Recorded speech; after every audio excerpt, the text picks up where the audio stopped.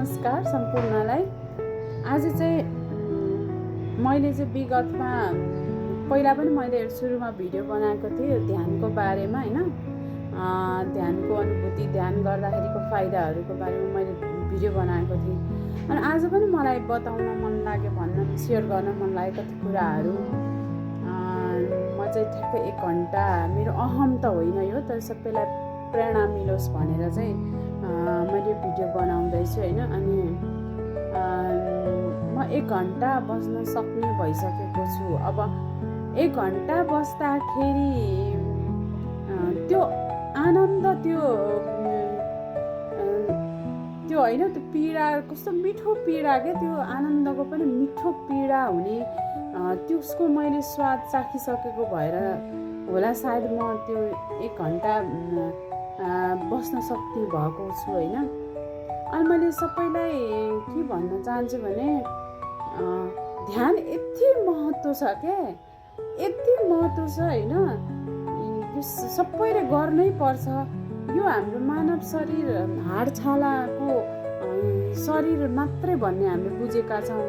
भौतिक शरीर त हाडछालाको शरीर हो नै हैन। तर हामी भित्र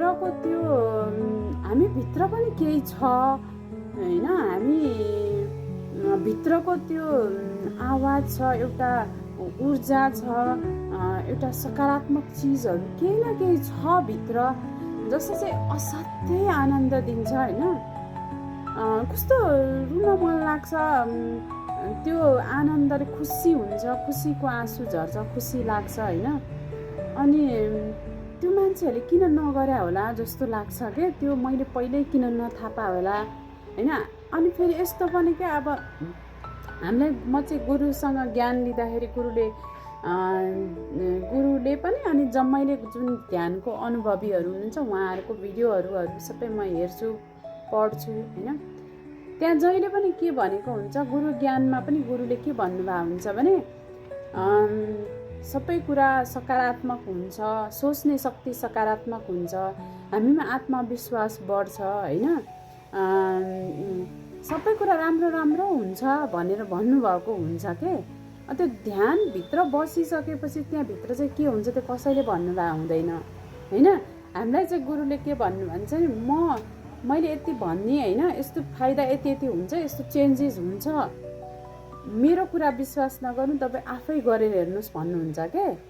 तपाईँ आफै गरेर हेर्नुहोस्, मेरो कुरामा विश्वास गर्नु पर्दैन भन्नुहुन्छ। अनि मलाई सुरुमा पनि अब पुसमाको जाडो होस्, जेसुकै होस्, 3:30 बजे हो, पक्कै पनि केही छ यसमा, गुरुले गरेरै हेरेपछि भन्नुहुन्छ नि त, गरेर हेर अनि भन्नुहुन्छ भने चाहिँ केही छ, यसको अनुभूति मैले गर्नुपर्छ, यसको स्वाद मैले लिनुपर्छ, के छ एउटा रिसर्च जस्तो हैन, मैले यसमा गरेरै छोड्छु भन्ने मलाई भयो क्या। अनि त्यसपछि आज 4-5 वर्षै भयो मैले गुरुसँग ज्ञान लिन थालेदेखि मैले चाहिँ ध्यानलाई निरन्तरता दिएँ। म कहिले थाकिनँ। मलाई सुरुमा मलाई त कहाँ ध्यानमा म धारणामा घटेर त हुनै सकिनँ हैन।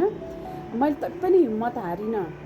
मैले आज केही भोलि भएन, भोलि केही भएन, पर्सि केही भएन हैन। दिमागमा अनेक कुराहरू आउने, विचार आउने, बिहानको समय हुन्छ हैन, खानामा के बनाउने, तरकारी के बनाउने, बच्चाहरूलाई टिफिन के पठाउने, यावत कुराहरूको टेन्सन हुन्छ नि त गृहिणी भएपछि। अनि त्यस्तो हुन्थ्यो, केही हुँदैन भन्ने मलाई कहिले भएन क्या। होइन अब म गर्दिनँ, मलाई केही भएन त भएन, तर मलाई चाहिँ भएन, म गर्दिनँ, होस् केही हुँदैन रहेछ भने जस्तो मलाई कहिले भएन। मैले गुरुको बाणीको विश्वास गरेँ, म गुरुको पछि लाग्यो। मैले चाहिँ गुरुलाई आफ्नो मनमा राखिसकेँ, मेरो गुरु भनेर मैले होइन गरिसकेको भएर चाहिँ म एकदम गुरुको बाणीलाई नै पछ्याइरहेँ कि।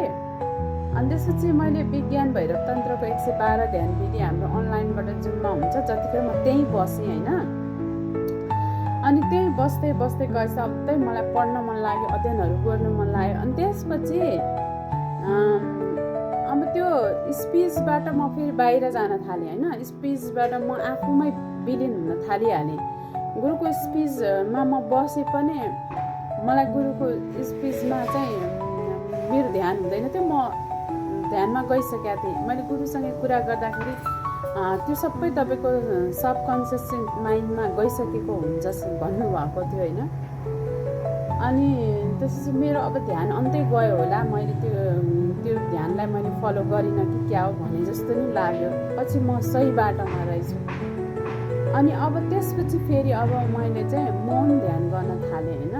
गुरुको आदेश, गुरुको अनुमति लिएर मैले चाहिँ अब अडियो सुनेर भन्दा पनि म एक्लै ध्यान गर्न थालेँ। त्यो एक्लो ध्यानमा पनि मैले आफ्नो कानमा चाहिँ इयरबड्स राख्थेँ होइन। बड्स राख्थेँ, त्यो कानमा बड्सहरू अब जे पनि हुन्छ, मैले चाहिँ एउटा स्पोन्जको सानो इयरबड्स छ त्यो राख्ने गर्छु, जुन बाहिरको आवाजहरू ममा आउँदैन। अनि झन् हिजो त हामीले झन् औँसीको ध्यानहरू सिक्दैछौँ गुरुदेवको आदेशअनुसार। हामीले त्यो श्वास रोकेर गर्दाखेरि मलाई श्वास रोक्नुपर्छ भनेर थाहा थियो, तर मलाई अलिक डर लाग्थ्यो। अनि टाइममा मैले त्यो श्वास रोकेर गर्छु अहिले पनि स्टार्ट गरेको।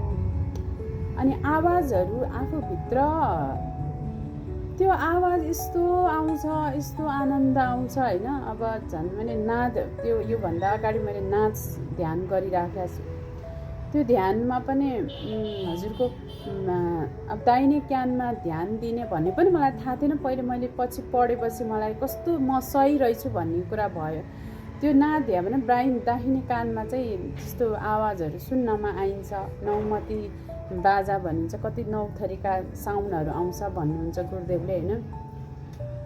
अनि त्यो एक्लै बस्दा, एक्लै मौन ध्यान आनन्द बस्दाखेरि त्यो शरीर कहाँ जान्छ थाहा छैन। पद्मासनमा म बसेको हुन्छु, मेरो ढाड खुट्टाहरू दोब्रेको हुन्छ होइन। यति आनन्द, यति हलुका हुन्छ, मलाई त्यो मेरो बाहिर शरीरै छ जस्तो फिल हुँदैन। मेरो बाहिर शरीर म छु भन्ने नै हुँदैन। त्यो भित्र त्यति आनन्द छ, त्यो भित्र केही छैन मेरो भित्रमा होइन। एउटा एकदम शक्ति छ, अरू मेरो शरीरमा हाड छाला मासु रगत मुटु कलेजो नै छैन जस्तो हुन्छ क्या। मेरो भित्र मुटु कलेजो नै छैन, के पनि छैन ममा होइन। एउटा के अब त्यो आनन्दलाई म शब्दमा व्यक्त गर्नै सक्दिनँ होइन।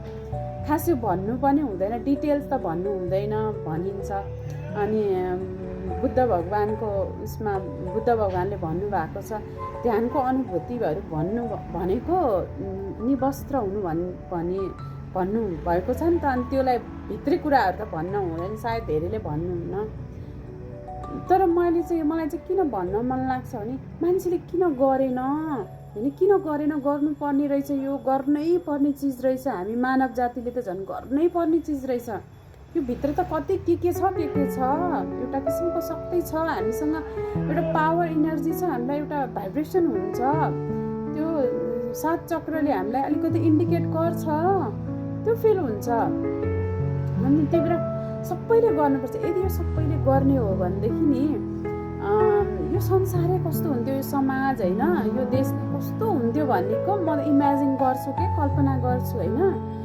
आमा यति अथाह शक्ति छ। अब कति कुरा कतिलाई चाहिँ होइन थ्योरी थाहा छ, प्र्याक्टिकल थाहा हुँदैन होइन, त्यो गरेको हुँदैन।